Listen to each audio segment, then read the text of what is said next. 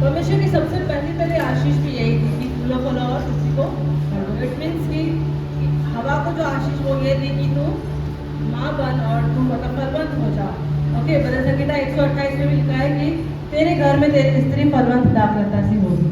Hallelujah, praise the Lord, praise the Lord. और सबसे बड़ी जिम्मेदारी जो दी गई थी वो परमेश्वर ने मरियम को दी। उत्पत्ति 3 अध्याय उसमें लिखा है कि इस स्त्री का वंश तुझे तेरे एड़ी को तेरे सर को कुचलेगा, है ना, और तू उसके एड़ी को डसेगा। तो सबसे बड़ी जिम्मेदारी जो थी वो मरियम को दी प्रभु यीशु मसीह को इस पृथ्वी पर लाने के लिए, है ना। हम लोग मैरी को ऑनर करते हैं पर वर्शिप नहीं करते हैं। Praise the Lord. एक वचन तो निकालेंगे मेरे साथ, निर्गमन उसका 2 अध्याय,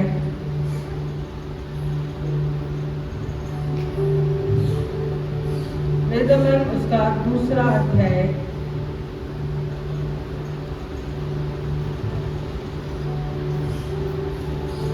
एक माँ होना परमेश्वर के वचन के अनुसार और इस समाज के अनुसार एक आशीष है ना। क्योंकि बांझपन को एक श्राप बोलते हैं। क्या बोलते हैं? एक श्राप बोलते हैं। और जिन स्त्रियों को यह इस बात से वंचित रहती हैं या ये अनुग्रह नहीं मिलता है या ये सौभाग्य मैं बोलूँगी नहीं मिलता है, तो उसको समाज एक बहुत ही अलग दृष्टि से देखता है। सोचता है कि इसके जीवन में कोई पाप है, इसकी पीढ़ियों का श्राप है, या फिर ये उस लायक नहीं है। बहुत सी बातों का सामना करना पड़ता है। लेकिन परमेश्वर का धन्यवाद हो कि परमेश्वर ने हम सबको ये अनुग्रह दिया और इस श्राप के अधीनता में हमको नहीं आने दिया। Praise the Lord. एक वचन को निकालेंगे, निर्गमन उसका 2 उसका 9 से हम पढ़ेंगे। एक मिनट, हाँ, 2 का 1 से पढ़ेंगे। 2 का 1।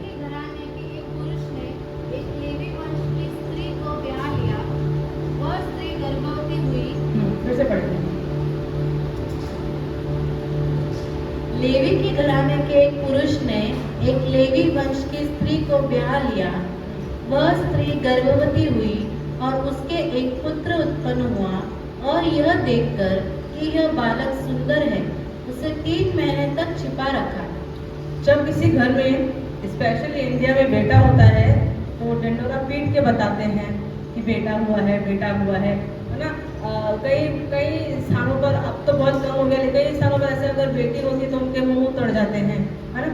लेकिन ये बात है उस टाइम की जब इजराइल मिस्र की गुलामी में था, और वहाँ पर अगर किसी के घर पे ये खबर आती थी कि आपको बेटा हुआ है तो एक मातम के जैसा था, वो खुशी की बात नहीं थी। क्योंकि फिरौन और जो मिस्र के जो राजा था उसको उसने क्या आज्ञा निकाली थी कि जितने भी इजरायलियों को लड़के पैदा होंगे वो उसी समय मार डाले जाएंगे। क्या हुआ था? ये एक फतवा जारी हुआ था, एक आदेश निकला था कि लड़का होते ही मार देना है। तो ये लेवी वंश के लिए, उस व्यक्ति के लिए जिसके घर में एक बेटा पैदा हुआ, ये खुशी की बात नहीं थी, लेकिन एक ऐसी बात थी, डर की बात थी। अब मेरे बेटे को मार दिया जाएगा, अब मेरे बेटे को खत्म कर देंगे। क्योंकि इजरायली मिस्रियों से बहुत आगे संख्या में बहुत ज़्यादा बढ़ रहे थे, तो मिस्र का राजा डर गया था। ओके, लेकिन यहाँ पे उस स्त्री ने क्या किया, देखा कि बालक सुंदर है। कौन सी माँ को अपना बालक सुंदर नहीं लगता? कैसा भी रहने दो, उसको सुंदर ही लगेगा, है ना। भाई मेरा राजकुमार, क्या क्या नहीं बोलते हैं ना, पिल्लू, या ऐसे ऐसे शब्द निकलते हैं। मैं तो कई बार हैरान होती हूँ, मैं आदि को क्या क्या बोलती हूँ, मैंने कभी लाइफ में भी नहीं बोला होता वो चीज़ें। तो ये स्त्री क्या बोली कि बालक सुंदर है, और उसको, हमारे घर में बच्चा सुंदर है तो सबको दिखाते हैं, देखो मेरा बेटा। आजकल तो भाई ट्रेंड निकला है कि सब इंस्टाग्राम पे डालना है, तो कई बार नीचे कमेंट्स आते हैं, इन्होंने बच्चा नहीं कंटेंट पैदा किया है ना। तो बच्चा दिखाते अपना बच्चा, देखो मेरा बच्चा देखो। लेकिन यहाँ पे स्थिति ऐसी थी कि बालक सुंदर था, फिर भी उसको छुपा दिया। क्या किया? किससे छुपाया? ताकि वो मार नहीं डाला जाए। ये एक माँ की खूबी है। यहाँ पे हम देखेंगे उसको ये बुद्धि थी कि उसको कैसे छुपाना है। आज हम में से हर एक माँ पे अनुग्रह आए, ये फजल आए या ये बुद्धि आए कि हम अपने बच्चों को दुष्ट से कैसे छुपाएं, उसने एक तरकीब लगाई। जहाँ मिस्र में सब इजरायलियों के सब बच्चों को मार डाला जा रहा था, लेकिन यहाँ पे एक लेडी है, इसका नाम है योकाबेद। क्या नाम है इसका? योकाबेद नाम है। इसने उस बालक को देखा कि सुंदर है। एक्चुअली उसने क्या देखा पता है? उसके पास वो डिसर्नमेंट था, वो परख आत्मा था। उसने देखा कि ये मामूली बच्चा नहीं, लेकिन ये बहुत बड़ा भविष्यता है। ये इज़राइल का छुटकारा है जिसको मैंने पैदा किया है। क्या पैदा किया है मैंने? इज़राइल का छुटकारा। तो जब कभी माएँ अपने बच्चों की तरफ देखें तो खाली ये ना देखें हाँ मेरा बेटा कदकाठी में कितना अच्छा हो रहा है, मेरा बेटा दिखने में कितना स्मार्ट हो रहा है, पढ़ाई में कितना आगे जा रहा है, लेकिन ये भी देखें कि मेरा बेटा परमेश्वर के राज्य के लिए कितना काम कर रहा है। अगर आपको नहीं दिख रहा है तो आप उसको प्रार्थना में, इमेजिनेशन में ऐसा आप देखना शुरू करें कि मेरा बेटा लाखों के सामने खड़ा होकर प्रचार कर रहा है, मेरा बेटा बहुतों के छुटकारे का कारण बन रहा है, मेरा बेटा जवानों के बीच में इस्तेमाल हो रहा है, मेरा बेटा यूथ के बीच में इस्तेमाल हो रहा है, म्यूजिक में इस्तेमाल हो रहा है, वर्शिप के थ्रू परमेश्वर की आराधना कर रहा है, महिमा कर रहा है। तो उस स्त्री ने क्या देखा? यहाँ पे लिखा है बालक सुंदर है, लेकिन मुझे जो प्रभु ने सिखाया, उसने देखा कि वो परमेश्वर के कितने काम का है। परमेश्वर एक महान छुटकारा इसके द्वारा लाने वाला है। इसलिए उसको क्या किया? उसने क्या किया? उसने एक टोकरी ली और उसने इसको वाटरप्रूफ किया, राल लगाई ताकि वो पानी में डूबे नहीं, और उसको बच्चे को उस टोकरी में बिठा करके नदी में बहा दिया। कौन सी माँ ऐसा करेगी अपने छोटे से बच्चे के साथ में? 3 महीने का, यहाँ पे लिखा है 3 महीने तक छिपा रखा। फिर अगर आप आग पढ़ेंगे तीसरे से, जब वह उसे और छिपा न सकी तब उसके लिए सरकंडों की एक टोकरी लेकर उस पर चिकनी मिट्टी और राल लगाकर उसमें बालक को रखकर नील नदी के किनारे कांसों के बीच छोड़ आई। उस बालक की बहन दूर खड़ी रही कि देखे इसका क्या हाल होगा। तब फिरौन की बेटी नहाने के लिए नदी के किनारे आई।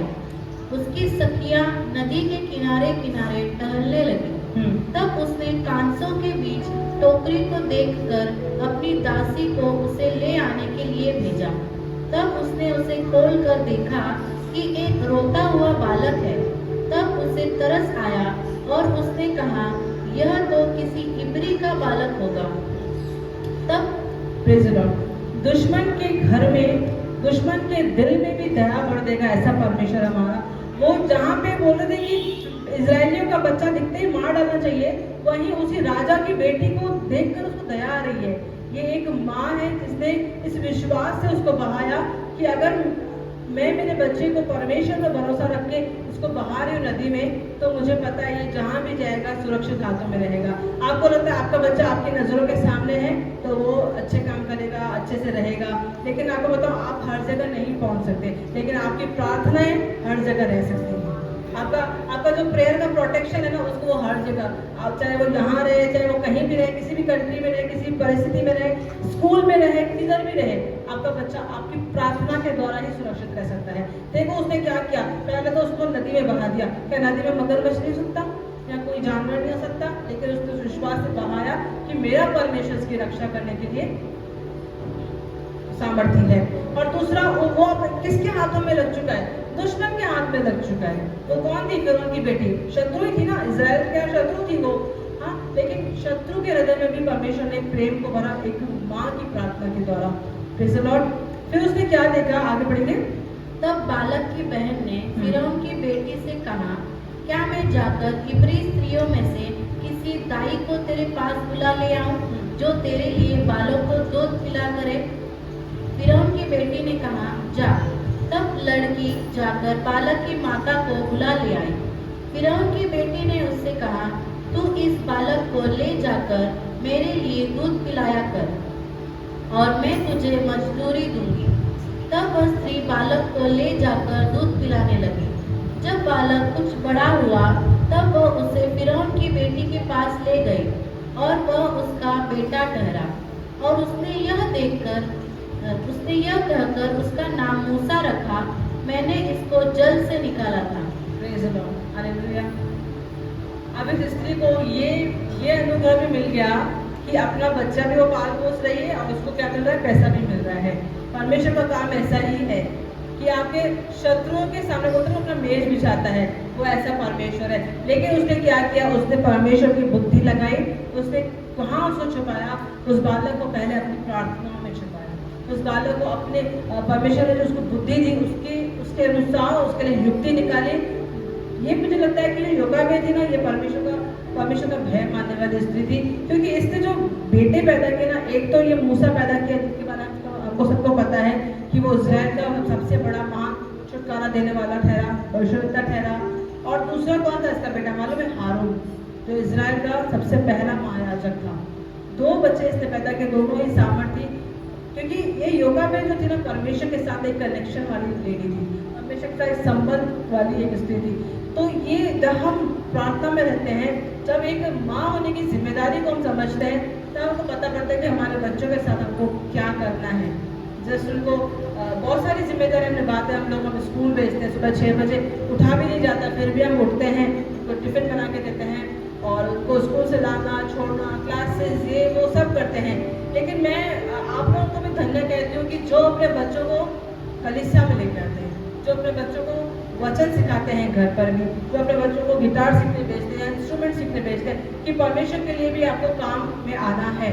ये हम उनके लिए एक टोकरी बना रहे हैं। क्या बना रहे हैं? उनके लिए एक टोकरी बना रहे हैं। आप उनके लिए प्रार्थना कर रहे हैं, आप उस टोकरी पर राल लगा रहे हैं ताकि वो जगत में, उस संसार में डूब नहीं जाए। अगर वो टोकरी पर राल नहीं लगाती, उसको वाटर प्रूफ नहीं करती, तो जैसे ही टोकरी में मूसा को डालती, मूसा और टोकरी दोनों नदी में होते थे, है ना?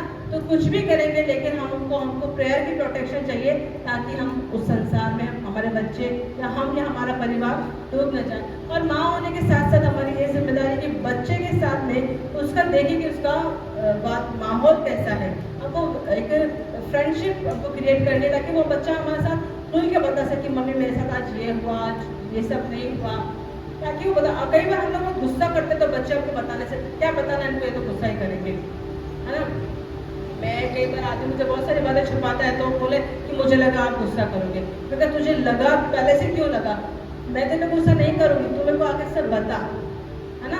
गुस्सा करने की बात रहेगी तो गुस्सा भी करेंगे, नहीं होगी तो नहीं करेंगे। तो ये एक माँ होने की जिम्मेदारी की, क्योंकि बच्चा है ना, पापा से बाद में बात करता है, लेकिन पहले किससे बात करता है? माँ से बात करता है। मम्मी आज ऐसा हुआ, मम्मी आज वैसा हुआ, देखो मैं फ़ोन में क्या देख रहा हूँ। इसका तो आज की तो ऐसे आदत है, कोई कॉमेडी सीन भी आएगा टीवी में या कोई रील दिखेगा तो जल्दी से आके दिखाएगा, मम्मी देखो ये क्या है।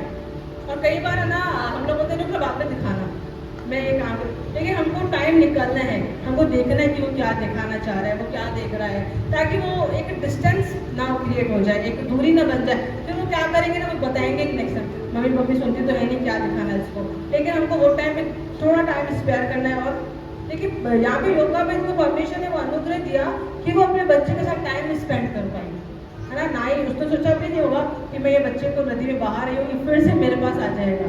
लेकिन परमेश्वर की युक्ति अद्भुत युक्ति है कि उसको फिर से वहाँ तक, अपनी माँ तक उसको लेके आया, और वही उसको पाल पोस पाई, बड़ा कर पाई, और उसके बदले उसको पैसा भी मिला, और उसको एक क्या बोलते हैं, उसको बता पाई कि तू इब्री है।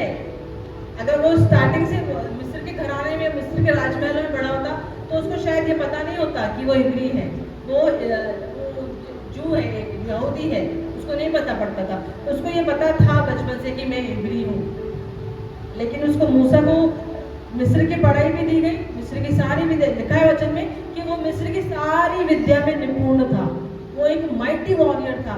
लेकिन साथ में उसको ये भी पता था कि मेरे रूट्स क्या हैं, मैं कहाँ से आया हूँ और मुझे क्या करना है। मेरे को लगता है कि लोका में उसको बार बार ये बताती होगी कि तेरे को परमेश्वर ने इज़राइल छुटकारे के लिए चुना है, तेरे को परमेश्वर ने ऐसे ही नहीं बचाया है। सारे बच्चे देख मार दिए गए, देख कोई नहीं बचा है, 2 साल है उससे पहले के बच्चों को मार दिया गया है, लेकिन तू क्यों बचा है? देख तू क्यों बचा है, तेरा लाइफ का उद्देश्य क्या है? ये मुझे लगता है वो योगा में उसको बार बार उसको मन में, उसके कानों में डालती रहती होगी कि तू एक साधारण नहीं है, साधारण व्यक्ति नहीं है। मैंने बताया ना, एक आत्मा की जिम्मेदारी परमेश्वर ने हमको दी है। मेरे एक टीचर थे रजनीश जी, को हमेशा बोलते थे कि मैं जब भी मेरे बच्चों की तरफ देखता हूँ, मैं सोचता हूँ कि ये 2 आत्माओं की जिम्मेदारी प्रभु ने मुझे दी है। इससे पहले मैं लाखों आत्माओं को बचाऊँ, लेकिन इन 2 आत्माओं को मुझे अच्छे से प्रभु के राज्य में पहुँचाना है। ऐसा नहीं मैं सबको बचा के ये दोनों को ही खो दूँ मैं। तो हम लोग को पहले जब अपने घर में रहते हैं, हमको देखना है कि ये आत्मा की जिम्मेदारी प्रभु ने मुझे दी है। Praise the Lord. और बहुत सारी परमेश्वर की महान महान दासियाँ हैं, एक महान माएँ हैं जो बाइबल में है। हन्ना को हम सब जानते हैं कि उसने इज़राइल के बड़े भविष्यवक्ता को, सैमुएल को परमेश्वर से मांग के लिया, है ना? अगर वो प्रार्थना नहीं करती तो सैमुएल इस संसार में नहीं आता, इज़राइल को एक सबसे बड़ा भविष्यवक्ता नहीं मिलता था। Praise the Lord. मरियम के पास स्वर्गदूत आया, उसने कहा कि इस दासी को तेरे वचन के अनुसार, अगर वो ऐसा नहीं बोलती तो यीशु मसीह को गर्भ देने वाला कौन होता था। और तीमुथियुस की माँ और उसकी नानी उसको विश्वास में मजबूत बनाते थे। और तीमुथियुस की माँ और उसकी नानी के विषय में लिखा हुआ है। तीमुथियुस जो कि पहला पास्टर, एफेसियों का पास्टर था, उसकी माँ और उसकी नानी के जो संस्कार थे या जो उसका विश्वास था वही उनके अंदर इम्पार्ट हुआ। तो मैं यही बोल के खत्म करूँगी कि एक माँ का बहुत बड़ा रोल है, नहीं केवल उनको संसार में बढ़ाने के लिए, उनकी अच्छी जगह शादी हो जाए, सब कुछ हो जाए, लेकिन सबसे पहले उनको आत्मिकता में बढ़ाने के लिए। परमेश्वर आपको बहुत आशीष दे।